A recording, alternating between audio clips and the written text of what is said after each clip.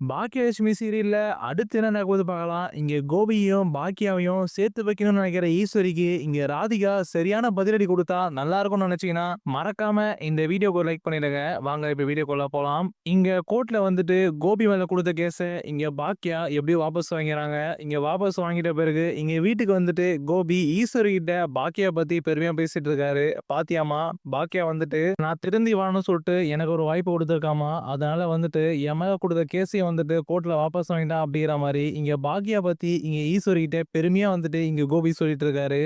அதுக்கு ஈஸ்வரி வந்துட்டு, "எனக்கு ஏற்கனவே தெரியும்டா கோபி, பாக்கியா வந்துட்டு இந்த கேஸ எப்படியோ வாபஸ் வாங்கிடுவா. ஏன் அப்டின்னா, அவளுக்கு உன் மேல தனி பாசம் இருக்குடா. பாக்கியாக்கு இன்னும் வந்துட்டு உன் மேல அதிகமா அக்கறைலாம் இருக்கு கோபி. ஆனா பாக்கியா எதுவுமே வெளிய காமிச்சுக்க மாட்டா" அப்படிங்கிற மாரி இங்க பாக்கியா பத்தி ஈஸ்வரி கோபி கிட்ட வந்துட்டு சொல்லிட்டு இருக்காங்க. அது கோபி வந்துட்டு சிரிச்சபடி வந்துட்டு, "ஆமாமா, நீ சொல்றதெல்லாம் கரெக்ட்டு தான்" அப்படிங்கிற மாரி சொல்லிட்டு இருக்காரு. அதுக்கப்புறம் இங்க ஈஸ்வரி வந்துட்டு ராதிகாவ பத்தி இங்க கோபிகிட்ட சொல்லிட்டு இருக்காரு. "பாத்தல்ல கோபி, பாக்கியா எப்படிப்பட்டவன்ட்டு உனக்கு இப்பயாச்சும் புரியுதுல்ல. பழைய பாக்கியா இப்ப அவ இல்லடா. இப்ப ரொம்ப மாறிட்டா. ஆனா உனக்கு இப்ப நீ கல்யாணம் பண்ணிட்டு வந்தியே ராதிகான்னு சொல்லிட்டு ஒருத்தர் இருக்காளே, அவள பாத்தியா? அவளுக்கு கொஞ்சம் கூட மூளையே இல்லடா. பாக்கியாக்கு இருக்கிற திறமை கூட அவளுக்கு கிடையாது. நீ தான் வந்துட்டு அந்த ராதிகாவ கல்யாணம் பண்ணதே வேஸ்ட்டு தான் கோபி. இப்ப கூட ஒண்ணும் இல்ல. நீ அந்த ராதிகாவ விட்டு வந்துடுறா. அவள எங்கேயாவது போக சொல்லிடு இந்த வீட்ட விட்டு. அவள அந்த வீட்டுக்கு வச்சுக்க வேணாம் கோபி. பாக்கியாவே வந்துட்டு போகுதுடா. இந்த ராதிகாவ தேவையில்லாம எதுக்கு உன் வாழ்க்கையில வச்சுட்டு, நீயும் வந்து டென்ஷன் ஆயிட்டு, அவளும் வந்துட்டு ஏகப்பட்ட பிரச்சனை எனக்கு குடுக்குறா. அவள பார்த்தாலே எனக்கு பிடிக்க மாட்டுது. தயவுசெய்து வந்துட்டு அவள விட்டுரு கோபி. அவள வீட்ட விட்டு போக சொல்லிடு. அவள எங்கனா தனியா போய் இருக்க சொல்லிடு. நீ வேணா அப்பப்போ போயிட்டு வேணா அவள பார்த்துட்டு வா. ஆனா அவ கூடலாம் சேர்ந்து வாழாத கோபி" அப்படிங்கிற மாரி ஈஸ்வரி சொல்லவும், உடனே இங்க கோபிக்கு அடுத்து என்ன பேச தெரியாம ஒரு மாரி தயங்கி நிக்கிறாரு. அதுக்கு ஈஸ்வரி வந்துட்டு, "என்ன கோபி, நான் பேசிட்டே இருக்கேன். நீ எதுவுமே பேசாம அமைதியா நிக்கிறியாடா?" அப்படிங்கிற மாரி ஈஸ்வரி கேட்கவும், அது கோபி வந்துட்டு, "ஒண்ணும் இல்லம்மா, நான் யோசிச்சுட்டு இருக்கேன்" அப்படின்னு சொல்லவும், அதுக்கப்புறம் இங்க ஈஸ்வரி வந்துட்டு கோபிய மண்டை கழுவுற மாரி இங்க இன்னொரு விஷயமும் சொல்றாங்க. "இங்க பாரு கோபி, 1க்கு 1000 தடவ கூட யோசிச்சு பாரு. நமக்கு அந்த ராதிகாலாம் வேணாம்டா. அந்த ராதிகா எங்கேயோ இருந்தவ. அவ அப்படியே போட்டும். ஒண்ணும் இல்ல. அவள இப்ப கூட சொல்லு. நீயே சொல்லு. நான் போயிட்டு அவள வீட்ட விட்டு வெளிய தொரத்துறேன். நீ கூட சொல்ல வேணாம்" அப்படிங்கிற மாரி சொல்லவும், உடனே கோபி வந்துட்டு, "இல்லம்மா, நீ அப்படிலாம் எதுவும் பண்ணாத. நான் பார்த்துக்கிறேன். எனக்கு கொஞ்சம் டைம் வேணும். நான் யோசிக்கிறேன்" அப்படிங்கிற மாரி இந்த கோபி சொல்லவும், உடனே ஈஸ்வரி வந்துட்டு, எப்படியோ கோபி வந்துட்டு அந்த ராதிகாவ தொரத்துறதுல யோசி தான் சொல்லிட்டான். எப்படியாவது இந்த ராதிகாவ கோபிட்டருந்து முழுசா பிரிச்சிடணும். முழுசா பிரிச்சுட்டு இந்த ராதிகாவ மொதல்ல அந்த வீட்ட விட்டு வெளிய அனுப்பணும் அப்படிங்கிற மாரி இங்க ஈஸ்வரி மனசுல நினைச்சிட்டு இருக்காங்க. அதுக்கப்புறம் அங்கருந்து கோபி வந்து கிளம்பி போயிறாரு. இங்க ஈஸ்வரியும் போயிட்டு சோபால உட்காந்துருக்காங்க. அங்க கிச்சன் ரூம்ல வந்துட்டு இங்க பாக்கியா வேலை செஞ்சுட்டு இருக்காங்க.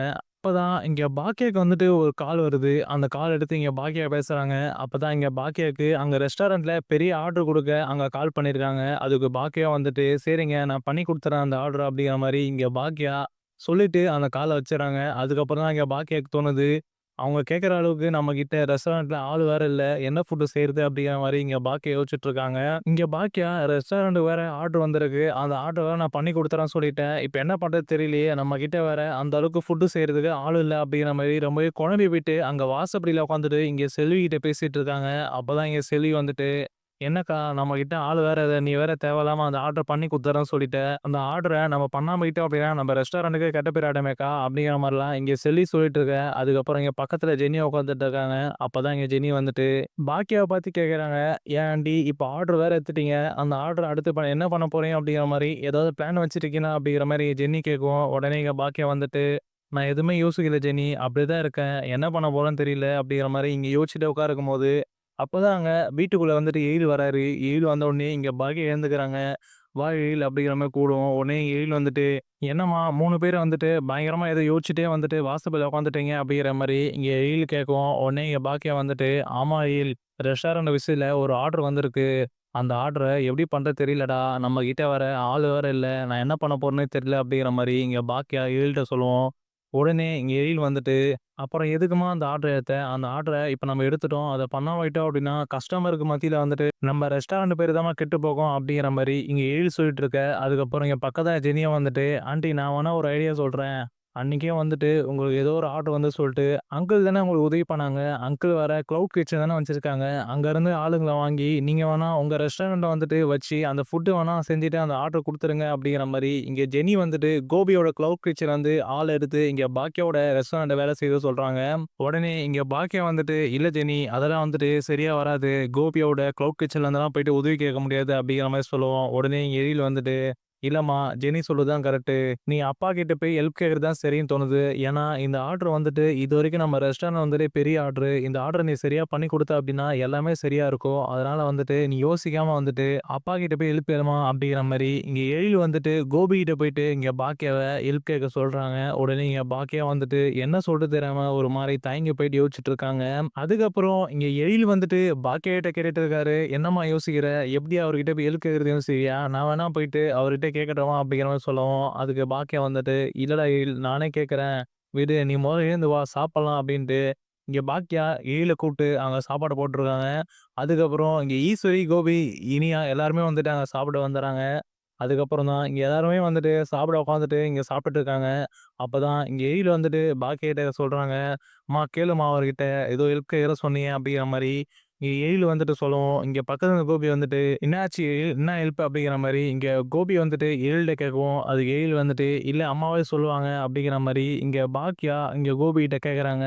"எனக்கு இப்ப ரெஸ்டாரண்ட்ல பெரிய ஆர்டர் வந்திருக்கு. அதுக்கு தேவையான ஆட்கள் வந்து என்ட்ட இல்ல. அந்த ஃபுட் செய்யறதுக்கான ஆள் வந்து எனக்கு வேணும். அதனால நீங்க ஏற்கனவே வந்துட்டு என்கிட்ட சொல்லியிருந்தீங்கல்ல, க்ளவுட் கிட்சன்லேருந்து ஆள் அனுப்புறேன் அப்படின்ட்டு ஃபுட் செய்றதுக்காக.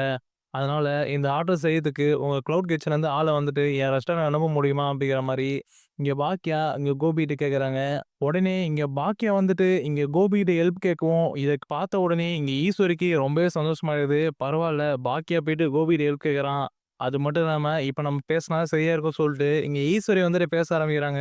"என்ன பாக்கியா, அனுப்ப முடியுமான்னு கேட்கிற? அனுப்புங்க அப்படின்ட்டு உரிமையா கேளு. நம்ம கோபிகிட்ட தானே ஹெல்ப் கேட்கிற. நீ உரிமையா கேளு பாக்கியா" அப்படிங்கிற மாரி இங்க ஈஸ்வரி வந்துட்டு பாக்கியாவ சொல்லிட்டு இருக்காங்க. உடனே இங்க பாக்கியா வந்துட்டு அமைதியா நிக்கவும், அதுக்கப்புறம் எங்க கோபி வந்துட்டு, "அதுல என்ன பாக்கியா இருக்கு? ஷூர், நான் அனுப்புறேன். என்னோட க்ளவுட் கிட்சன்லேருந்து உன் ரெஸ்டாரண்ட்டுக்கு அந்த ஃபுட் செய்து நான் அனுப்பி வைக்கிறேன்" அப்படிங்கிற மாரி இங்க கோபி வந்துட்டு ஆளுங்க அனுப்புறேன் அப்படிங்கிற மாரி சொல்லிறாரு. இது எல்லாத்தையும் வந்துட்டு அங்க மேல இருந்து கீழ வந்த ராதிகா வந்துட்டு ஒட்டு கேட்டுறாங்க. இங்க ராதிகா இதெல்லாம் ஒட்டு கேட்கவும், இங்க ராதிகாக்கு என்ன பண்றது தெரியாம ஒரு மாரி தயங்கி போய் நிக்கிறாங்க. என்ன கோபியும், பாக்கியாவும் வந்துட்டு இந்த அளவுக்கு வந்துட்டு பேசிட்டு இருக்காங்களே! பாக்கியா வந்துட்டு அதிசயமா கோபிகிட்ட ஹெல்ப்லாம் கேட்கறாங்களே! அப்டிங்கிற மாரி, இங்க ராதிகா இதெல்லாம் நெனச்சு ரொம்ப கஷ்டப்பட்டுட்டு இருக்காங்க. இந்த பக்கம் ஈஸ்வரி வேற வந்துட்டு பாக்கியாவையும், கோபிய வந்து சேர்த்து வைக்கணும்னு சொல்ட்டு எல்லா விஷயமும் பண்ணிட்டு இருக்காங்களே! இதெல்லாம் நெனச்சு இங்க ராதிகா இது எல்லாத்தையும் பார்த்துட்டு ரொம்பவே கஷ்டப்பட்டுட்டு இருக்காங்க.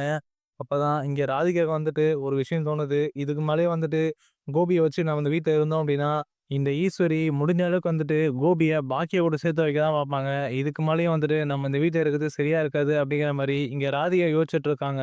இங்க ராதிகா இப்படிலாம் யோசிச்சுட்டு இருக்க, அந்த பக்கம் ஈஸ்வரி வந்துட்டு அங்க கோபியும், இங்க பாக்கியாவும் எப்படியாவது சேர்த்து வைக்கணும்னு சொல்ட்டு முடிஞ்ச அளவுக்கு வந்துட்டு அவங்க 2 பேரையும் பேசிட்டு இருக்காங்க. இப்ப பொறுத்திருந்து பார்க்கலாம். இங்க ராதிகா வந்துட்டு இதுக்கு மேலயும் வந்துட்டு கோபிய இந்த வீட்ல வச்சிருந்தோம் அப்டின்னா, கண்டிப்பா இந்த ஈஸ்வரி ஏதாவது பண்ணி பாக்கியாவோட சேர்த்து வைப்பாங்கன்னு சொல்ட்டு, இங்க ராதிகா வந்துட்டு கோபிய கூட்டிட்டு தனி வீட்டுக்கு போயிடுவாங்களா? அப்படிங்கிறதையும்